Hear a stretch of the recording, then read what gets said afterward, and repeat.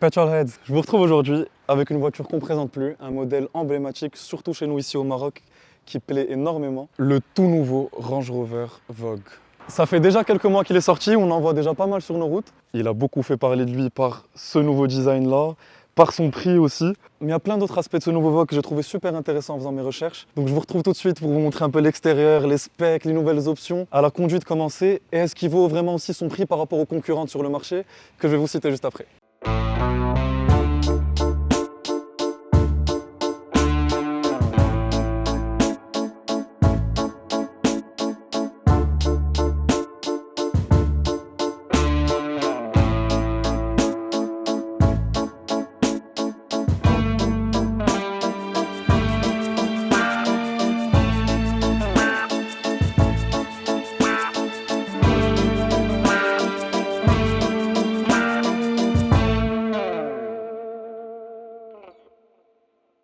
Par où commencer avec ce Range Rover si ce n'est pas son design? Je sais pas ce que vous en pensez, mais je trouve que c'est vraiment dur de sortir un nouveau modèle de ce genre de voitures aussi mythiques qui sont bien démarquées par leur design. Où en fait on n'a pas trop le droit à la faute, il faut pas trop s'éloigner du design de base et en même temps faire évoluer le modèle. Et je trouve qu'ils ont vraiment bien réussi Range Rover Land Rover avec ce nouveau Range Rover. Avec un mot-clé que je retiendrai surtout, c'est la simplicité. Toutes les lignes ont été épurées par rapport à l'ancien. On pourrait avoir l'impression que rien n'a changé, mais en fait quand on se concentre bien, on se rend compte très vite qu'il y a pas mal de changements qui font tout leur effet au final. Je vais commencer par l'avant, on voit bien que les phares ont été un peu relevés, c'est un peu plus affiné, mais c'est surtout ça, regardez, ça frappe aux yeux. Toute la calandre en bas, on n'a plus que ces deux bandes là, et une calandre principale avec des motifs qui sont encore plus affinés. Deux traits très simples sur le capot. Du coup, comme on a ce regard un peu qui est surélevé et cette simplification des lignes de l'avant, ça lui donne un air assez serein, je trouve, qui participe à un autre mot-clé qui est hyper important, qui est synonyme pour moi de Range Rover, c'est l'élégance et le côté raffiné. Surtout avec l'aspect qu'on a aujourd'hui, c'est une de mes configs préférées sur n'importe quelle voiture. On a un beau vert qui s'appelle Belgravia Green. Et là encore dans les détails, en faisant les recherches, il se trouve que c'est un quartier branché de Londres. J'aime bien quand les détails de luxe et de raffinement vont jusqu'au nom des couleurs. Avec des jantes noires, ça aurait été super sympa avec des jantes alliage aussi, mais comme on a le pack Shadow, le pack Black qui est partout, ça lui donne un air ultra agressif, mais toujours dans l'élégance. C'est ce qu'ils savent bien faire les Anglais, je trouve. On va parler de ça parce que c'est la plus grosse des nouveautés du design, mais pour rester sur tout ce qui est côté latéral. Il y a vraiment une disparition de toutes les lignes qui étaient un peu overflues. On a gardé ça, ils ont modifié un peu le design. J'ai l'impression qu'ils ont enlevé la partie principale. Et on a le contraste toujours avec le bas de caisse qui est en noir, qui est avec le pack Shadow. Là, vous le voyez aussi, comme d'hab, sur toutes les voitures modernes, qui dit pack black, dit contour de fenêtre en noir. On a une option sur cette voiture, vous voyez la différence, où les vitres arrière et le coffre sont teintés. Et si vous êtes observateur, vous avez été spoil, mais une des grosses nouveautés, c'est la suppression des poignées de porte qui sortent automatiquement quand on s'approche de la voiture. Moi je trouve ça super cool, surtout quand elle rentre comme ça lui donne un air encore plus affiné. Après il y a des petites touches comme ça dont je comprends pas trop la présence. Ça vient en tout cas sur l'unique ligne qu'on retrouve latéralement. Et vous allez voir que les lignes fines latérales c'est vraiment quelque chose qu'on retrouve partout dans le design, même à l'intérieur quand je vais vous le montrer. En tout cas une des plus grosses nouveautés qui a beaucoup fait parler, je sais pas ce que vous en pensez. Il y a un Cayenne qui passe d'ailleurs, on va en parler dans pas longtemps. Mais en tout cas j'ai adhéré à ce nouveau design moi directement, même sur les photos. Regardez là c'est les clignotants. Et on a cette animation pour tout ce qui est frein, donc on a les clignotants là. Et ce nouveau design là en vertical qui vient en gros contraste avec toutes les fameuses lignes horizontales dont je vous parle depuis tout à l'heure. Moi j'adore, ça lui donne un look assez méchant, assez futuriste. J'ai hâte de voir en commentaire vous ce que vous avez pensé de ce nouveau pari artiste, ce nouveau pari design de la part de Land Rover, qui pour l'instant franchement réussit hyper ses coups de renouvellement de modèle. Surtout avec le Defender où je pense que la tâche avait dû être encore plus difficile qu'un Range Rover. Après, il y a une chose qui m'a étonné à l'arrière. C'est ce bas de caisse là, c'est ce pare-choc arrière qui est assez prononcé quand même, il fait très sportif je trouve. Et un autre truc super sympa, c'est qu'il n'y a pas de fake sortie d'échappement. On a là-bas les deux sorties d'échappement qui sont là, mais ils n'ont pas tenté de faire de fake sortie, ça je trouve ça assez cool. Et cet angle là je trouve qu'il est vraiment sympa. C'est vraiment un 4x4 futuristique, une belle évolution du Range Rover. À titre de petit rappel, depuis tout à l'heure je vous dis que c'est emblématique, c'est mythique, mais il faut savoir que le modèle Range Rover ça a commencé dans les années 70 par Land Rover jusqu'aux années 90 pour la première génération. C'est un modèle qui est aujourd'hui ultra recherché par les collectionneurs, très beau, j'adore vraiment ce modèle là. Il y a la famille royale anglaise qui a beaucoup contribué à la fame, à la hype de ce modèle sur le temps. Deuxième modèle en 94 jusqu'en 2002 si je ne me trompe pas. Puis il y a eu le troisième modèle. C'est un de mes modèles favoris qui est resté jusqu'en 2012. J'adore la partie facelift. Puis il y a eu l'autre modèle de 2012 à 2021 qu'on connaît très bien, qu'on voit beaucoup sur nos routes et que j'ai eu la chance de pas mal conduire. Donc je pourrais vous partager un ressenti assez concret à la conduite juste après parce que c'est là qu'il y a le plus de nouveautés je trouve. Et après depuis 2021 on a cette génération-ci. Ça fait longtemps que je l'avais pas faite celle-là, mais c'est primordial dans un modèle de ce style-là. Et j'en attends beaucoup. C'est l'analyse de la portière. Ça envoie direct du lourd comme prévu parce qu'on a du beau cuir surpiqué, du piano black, de la lupe. Ça se marie très bien. C'est assez raffiné. C'est un mot que je vais redire beaucoup, mais le plus important, c'est d'avoir cet effet waouh directement. J'adore aussi toutes ces poignées-là en alu. Dernier point, c'est comme vous le voyez, le système Méridien, comme ce qu'il y avait sur le modèle d'avant. Soft close bien sûr. Je ne vais pas vous passer en revue toutes les options du style soft close et tout ça parce qu'aujourd'hui c'est un must à avoir, c'est bien sûr présent dans ce genre de voiture. Pour revenir au BAF, il y a une option que j'ai trouvée assez cool parce qu'il y a un sound system assez sympa déjà de base. Il y a même une option pour avoir 34 haut-parleurs et un caisson de 1600 watts. Et ça c'est vraiment de la folie. Maintenant une autre nouveauté de cet intérieur, il y en a pas mal en vrai à l'intérieur. Il y a bien sûr ce bel écran incurvé qui nous saute bien dans les yeux. Je dis incurvé parce que regardez comme ça en détail, on voit bien qu'il est un peu incurvé pour bien se marier à la planche de bord. Mais on n'est pas choqué par l'environnement, si ce n'est qu'on a ce nouveau volant. On retrouve encore cette ligne horizontale, comme je vous ai dit. C'est quelque chose qui revient beaucoup. De l'alu, de belles palettes en alu, bien que ce ne soit pas une voiture faite pour ça, mais ça fait toujours plaisir d'avoir des matériaux nobles dans une voiture comme ça. D'ailleurs, regardez, toute la planche de bord n'est pas en plastique moussé.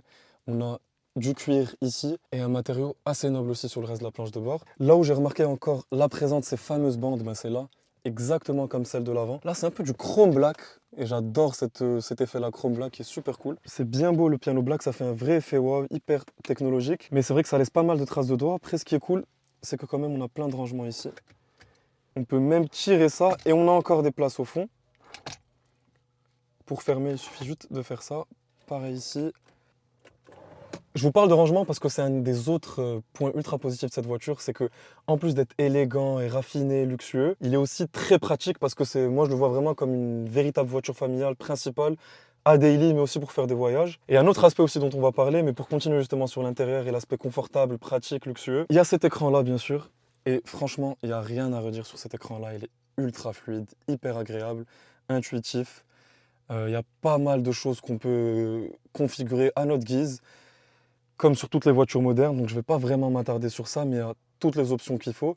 Après, comme on est sur un 4x4, et c'est un troisième point très important, ben c'est que malgré cet embourgeoisement du Range Rover au fur et à mesure des années, au fur et à mesure des générations, ça reste un vrai 4x4 qu'on peut conduire en off-road. Donc tu peux bien sûr régler la hauteur, ils appellent ça la hauteur d'accès, par exemple si on veut entrer dans un parking souterrain, mais on peut du coup aussi surélever la voiture si on est en tout-terrain ou être en normal quand on est en ville.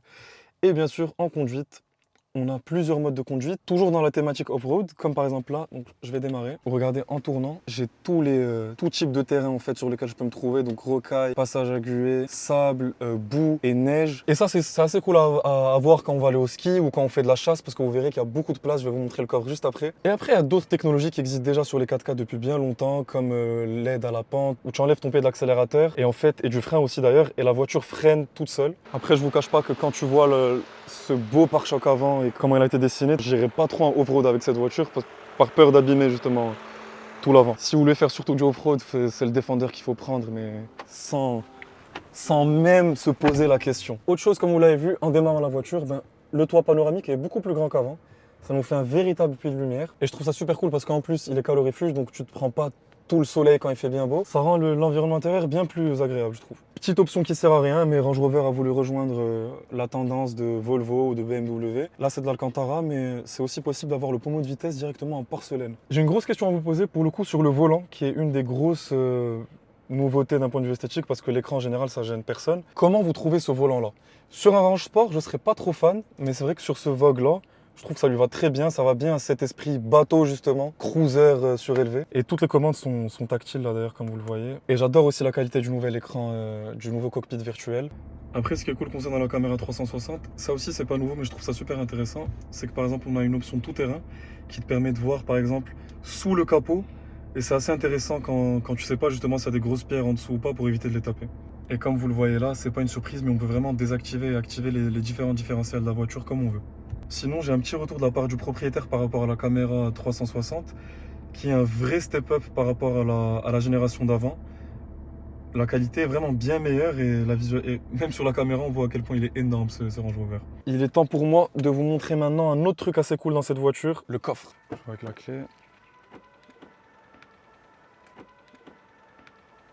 Bon, bien sûr, on est sur une ouverture électrique en deux fois. Et il y a plein de rangements. On a un fond avec la roue de secours ici. Et on a toutes ces nouvelles commandes en fait directement électriques pour abaisser les sièges ou quand tu veux charger un truc dans ton coffre, c'est pas nouveau ça aussi, mais rabaisser l'arrière de la voiture ou le surélever pour charger plus facilement le coffre. Donc nous allons refermer le coffre en 2 fois.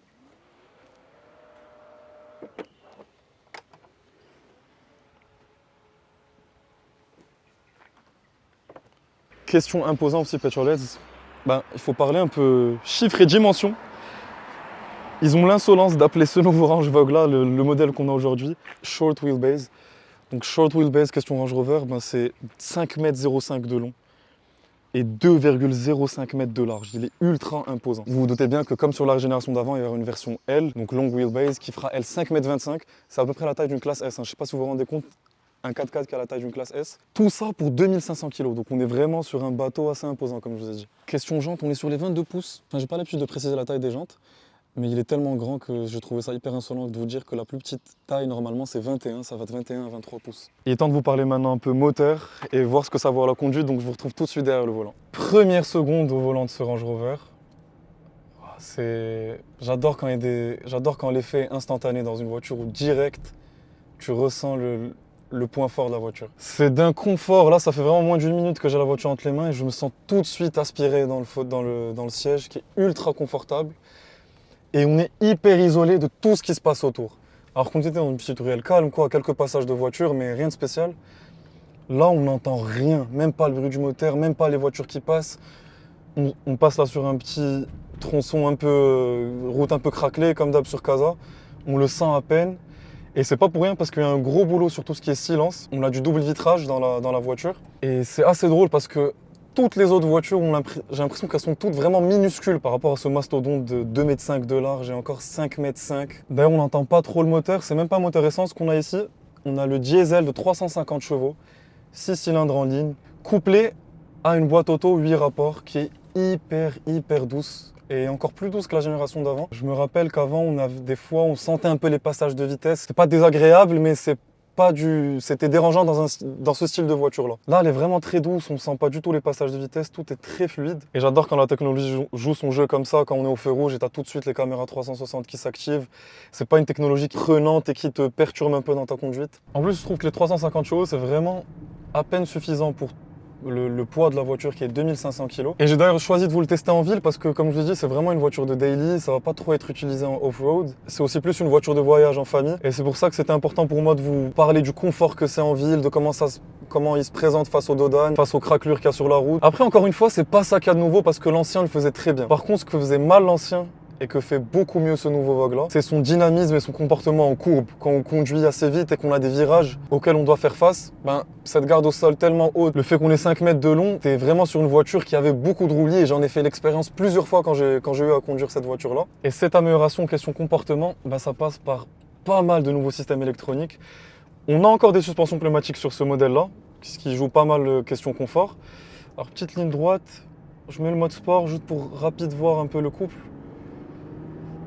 Ouais, ça va. Comme je vous disais, c'est vraiment la puissance minimale qu'il faut pour ce gros monstre-là. Mais pour revenir à l'électronique qu'il y a sur la voiture, justement, en plus des suspensions pneumatiques, il y a un nouveau système qui analyse en continu, grâce aux données de navigation et grâce au mouvement de la voiture et du conducteur, les settings des amortisseurs. Écoutez bien, il y a 500 analyses qui sont faites par seconde.